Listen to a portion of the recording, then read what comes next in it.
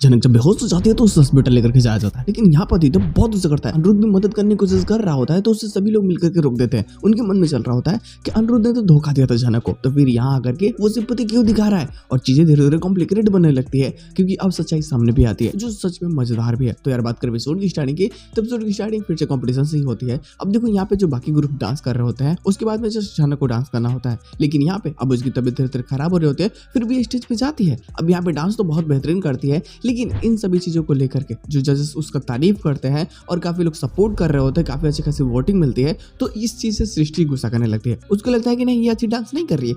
वो बोलती है कि तुम बैकग्राउंड डांसर के साथ में एक चीप सी म्यूजिक के साथ में तो डांस कर ले, चलो कोई और डांस करके दिखाओ। उसे 2-3 मुद्राएं करने के लिए बोलती है, जनक भी कर देती है, लेकिन इन सभी चीजों से ना कहीं बहुत ही ज्यादा गुस्सा भी होता है रुद्र प्रताप कि ये क्या बात हुआ, कंपटीशन के बीच में आप अपनी मर्जी से कुछ भी करवा रहे हैं। फोर्स करती है कि तुम कोई और मुद्रा करो, लेकिन अब धीरे धीरे जनक की भी तबीयत खराब हो रही होती है। अब उसके शरीर में ना उतनी शक्ति बची है कि ये खड़ा होकर के डांस कर पाए, और वो तीसरा ही मुद्रा करते वक्त वो बेहोश हो जाती है। हालांकि यहाँ पे अनिरुद्ध भी उसकी मदद करने के लिए जाना चाहता है तो अर्चित तो रोक देती है कि तुम मत जाओ, आखिर तुम क्यों मदद करना चाहते हो, आखिर ये सिंपैथी क्यों है तुम्हारे दिल में उसके लिए। लेकिन तुम्हें पता ही है कि अर्चित की थिंकिंग क्या है जनक को लेकर के, उसके दिल में तो कोई सिंपैथी ही नहीं है उसके लिए।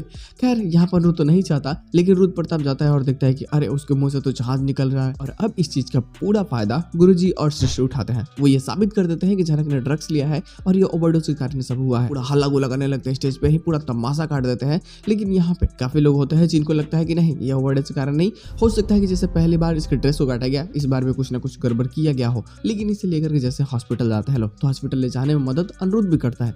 लेकिन अब वहाँ तो आदित्य भी होता है, और आदित्य इस चीज को देख करके ना बहुत गुस्सा करता है कि जब जनक को तुम्हारी सबसे ज्यादा जरूरत थी तो तुम वहां नहीं थे, तो फिर तुम अब क्यों आए हो। अब यहाँ पे अनिरुद्ध बता देता है कि मैं हमेशा से उसके साथ था और मैं अभी भी उसके साथ हूँ, जब तुम्हें कुछ पता ना हो तो कुछ बोला मत करो। अब यहाँ पे गुस्सा कर रहा होता है अनिरुद्ध, तो आदित्य भी समझा देता है कि देख भाई ये तेरा कोलकाता नहीं है, ये मेरा पूना है, मैं तेरी लंका लगा दूंगा यहाँ पे। और हाँ, जनक खराब डांस करे अच्छा डांस करे मुझे कोई फर्क नहीं पड़ता, जीतेगी तो वही। अब आदित्य पूरा कॉन्फिडेंस में होता है और ये साफ बोल देता है कि मैं यहाँ पे सक्सेसफुल बना करके रहूंगा, मुझे कोई नहीं रोक सकता। और फिर सृष्टि बाकी लोगों को एक्सपोज करने के लिए वो जो प्लानिंग बनाएगा ना वो सच में काफी मजेदार होगा, क्योंकि यहाँ पे वो थोड़ा पावरफुल लग रहा है, क्योंकि कहीं ना कहीं अनिरुद्ध पावरफुल था तो पहले, लेकिन अब लग रहा है वो बिगी बिल्ली जैसा बन चुका है। हालांकि गुरुलेग इसके साथ में एपिसोड की एंडिंग कर दी जाती है। अब जनक भी एडमिट होती है और उसकी जांच पड़ताल होने लगती है। हालांकि सच्चाई जल्दी सामने आ जाएगी तो मजा तो आएगा। इसमें एक एक्स्ट्रा प्लॉट भी होता है आपको का, जो घूमते फिरते बस्ती में चली जाती है जहाँ पे कुछ प्रोग्राम हो रहे हो, तो वो सोचते हैं गाना गाने के लिए। अब यहाँ पे लालन को लगता है कि यार ये यहाँ पे आ चुकी है,